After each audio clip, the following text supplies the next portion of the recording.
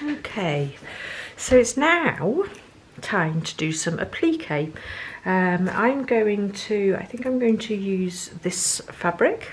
I think this works quite nicely. I quite like the way that the yellow's coming through here in this print and reflects, although it's a different tone of yellow, and I also like the blue in contrast with the pink, but also complementing the blue stitching I've been doing here. Okay, so we're going to start off. I'm going to teach you two different ways of doing applique. The first one I'm going to show you is needle turn applique. This isn't actually my preferred method of doing applique. I don't ever do machine applique, and I'm not demonstrating that. You can do that if you want to, but personally I prefer to hand applique. The needle turn applique is really good if you are doing this for something like something that's going to be worn, or something that's going to want to kind of like have quite a bit of flow to it. There are ways of doing it, which I'm going to show you in an example, where we use like an interfacing, but it is one that washes away. So this is here's one I made earlier. Okay, let me just open this up a bit more. Okay, so you can see here where I have done a whole lot of applique straight onto the quilt, and it's actually got a bit of the interfacing inside it. Once you wash this, the interfacing disappears, but I find it does leave it a little bit stiffer than if I'd just done needle turn applique. But when it's for things like hangings, or if it's more for just being on the bed and not necessarily being worn and needing to kind of bend around corners so easily, then actually I tend to do needle turn applique. Okay, so now I like to, so traditionally in whole cloth quilting you don't include applique, but well, I think rules are there to be toyed with. So so let me put this example over to the side. I like to think about, now I'm not much of a jewellery person. I actually tend to have the same jewellery I've worn for literally decades. I don't tend to change it very much, but I always like to think about, when I do applique, I don't know why, but I always think of them as little jewels that I'm adding on to my cloth. I don't know why, it's just the headspace I have for it. So with this you can do any shape you want to. It might be inspired by the shape that's already on your fabric that you're doing the applique with. It might be, so say like this has got a little kind of a really nice little, if you can see this little kind of like brushed lines on it, so it might be nice to do it almost like a pill kind of shape. I think I'm going to reflect, however, ideas that I've got going on in my quilt panel so far. So I've got my motif shape here, there's also this shape up here which I'm quite liking, so I think I'm going to go with, it's almost like a semicircle really. I think I'm going to kind of reflect that. Now the smaller you go with this, the more tricky it is to do, so I wouldn't go for something really, it's not saying you can't do it, but if this is the first time you're doing applique, particularly needle turn applique, which I think can be a bit more fiddly, then I would go for something kind of like, say like about that size, so what's that, a couple of inches across and above, or even bigger if you want to, but because we're working in smallish space, I'm going to keep it to something reasonable sized. So I quite like this intersection on the pattern here, so I'm going to make sure I've got that in it, and I'm just cutting. You could be using, a lot of the applique I do is actually being done with fabric scraps, so bits that have been left over from projects where I'm piecing together quilts or making garments, although I tend to do zero waste as much as possible, but you always end up with little bits So you can be using bits that you got around. You might have adjusted a piece of clothing and have a bit of fabric left over from that. You can use that. You can use whatever you want, really. Okay, so needle turn applique. When we do this, basically what we're going to do is we're going to attach it on here, and as we are sewing, we're going to turn in the edges. Okay, so I'm going to start on the straight edge of my motif, and I'm actually going to start by doing something called finger pressing. Now let me zoom in. Here we go.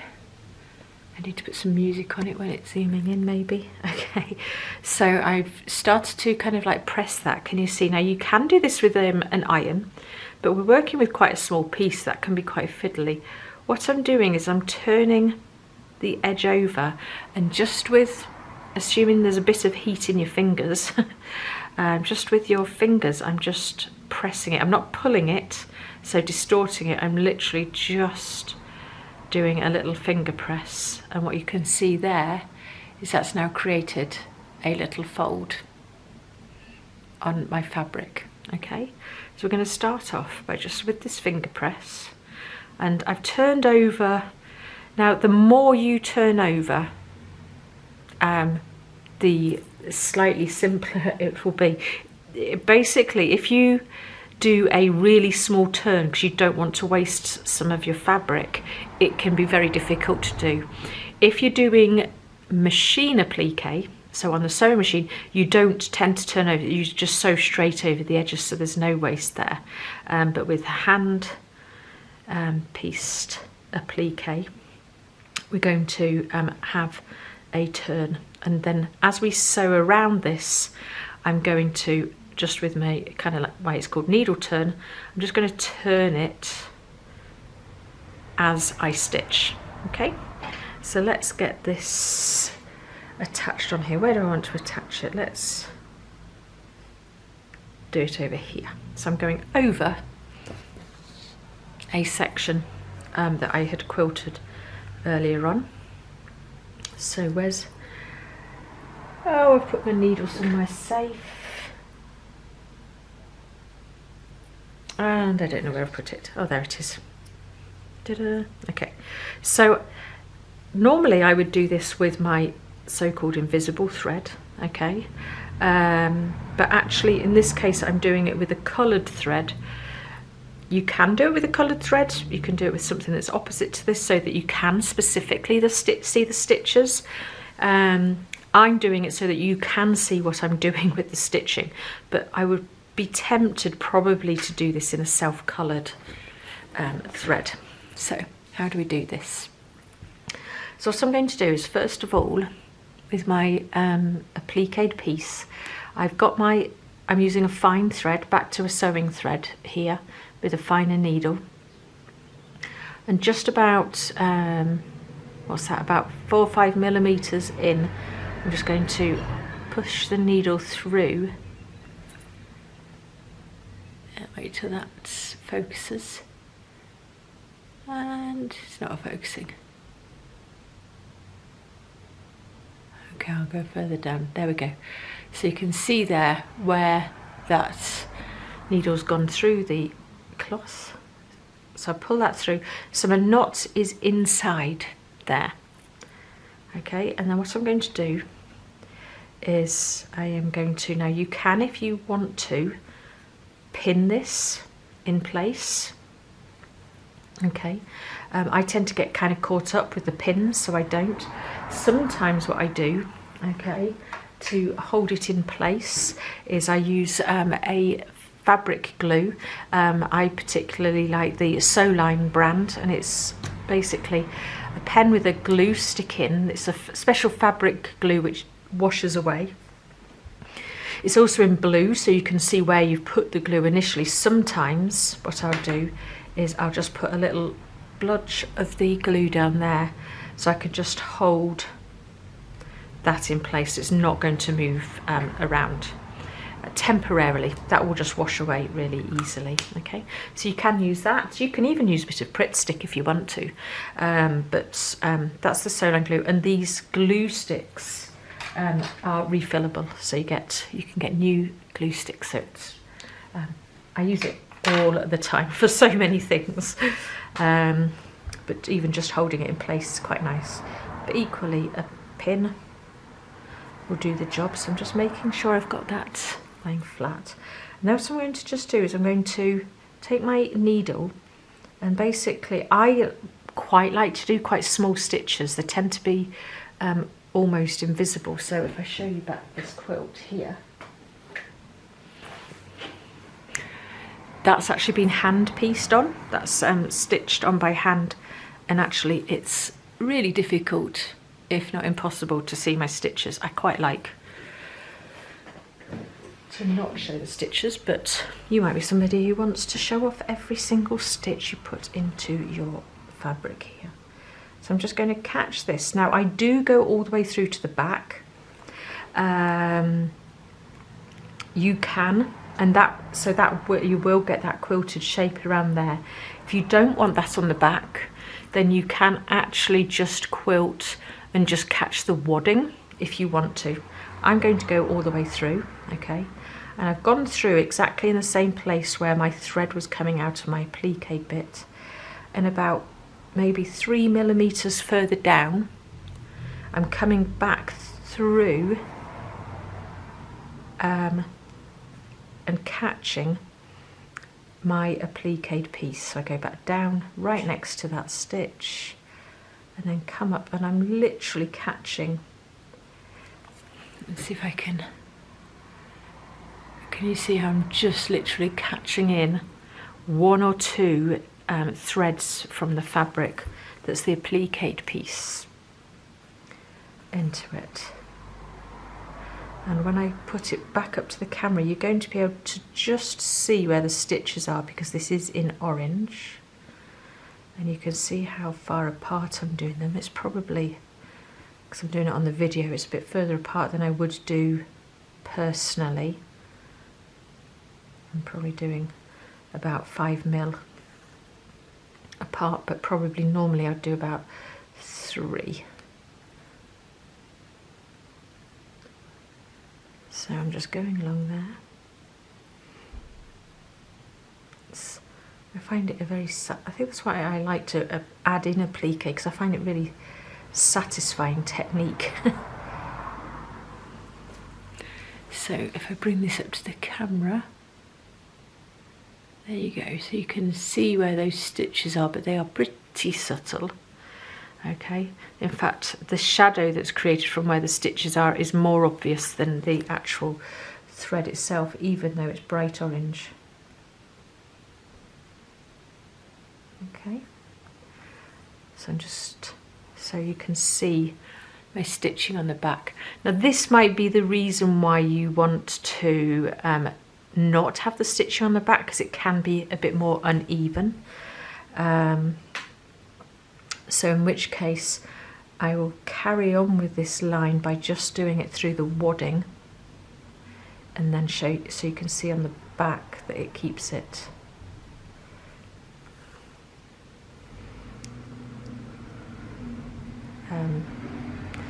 clear on the back. It depends how reversible you want this to be. So I'll just whiz along to the end here.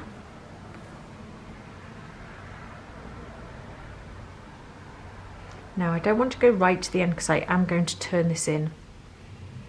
Okay, so there we go, we can see the stitching there. And then on the back side, so those are the points I was stitching from and to, so you can see for that section I didn't actually go through to the back of the cloth. So we can see that there's no marks on the back there, but it is caught into the wadding. Okay. Now I'm going to turn this, because remember what I was saying earlier on about trying to kind of always stitch in comfortable positions. You want to be having your fabric and your turns in the order or in the direction that you're going to be sewing. So I wonder if I can zoom in a bit more for this bit. Oh yes, oh look at that. Okay, so there you go. Can you see my stitches? Just about. Okay, and that was doing it quickly. I'm quite proud of that. Okay, so what we're going to do now is what I'm wanting to do is I'm going to turn my fabric. So my last stitch is there. So I've got what, about 8-9 mil left there. Where there's about 4 mil, I'm going to actually just hold with my needle and my fingers, and I'm just going to turn that edge over, and I've just done a little finger press there just to start in the direction that I'm going to turn this. So I'm going to flip this under.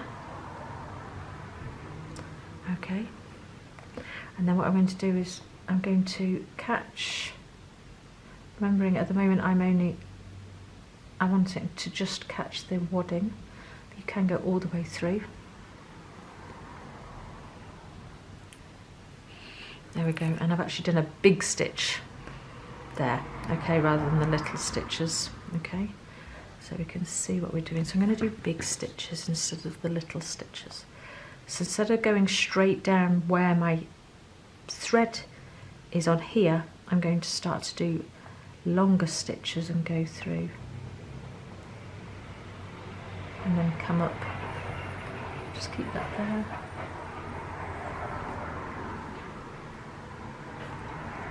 There we go. So that's, oh, sorry. So what I'm doing there is I'm just turning it over as I'm moving further along there, holding that in place, and then I'll go back to the little stitches. You can see I've done some big stitches there, which you are more than welcome to continue with, or do anyway.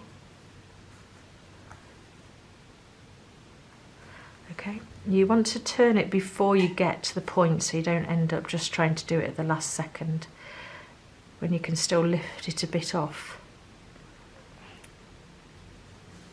When you can still lift it a bit off the fabric, you can get your fingers in there and do a better finger press. So I'm just going to turn that under there, lift up my fabric before I do this. Okay, so I can just catch that.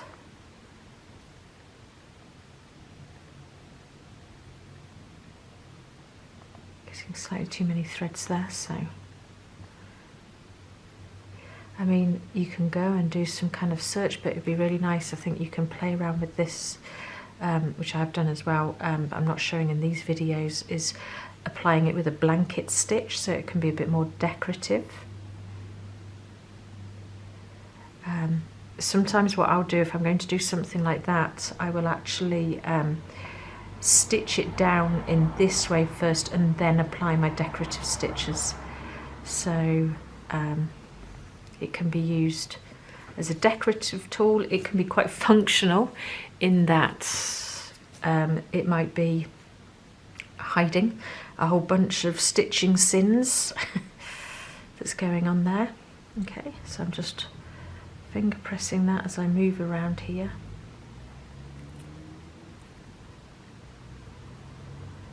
So I can tuck that under. If it's not quite tucked under, use your needle. You put a little press in there.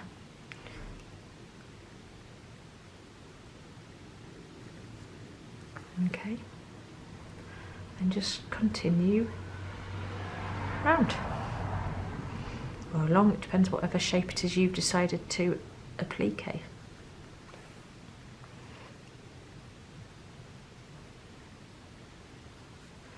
I'm just going to keep on going round. I'm going to end the video there.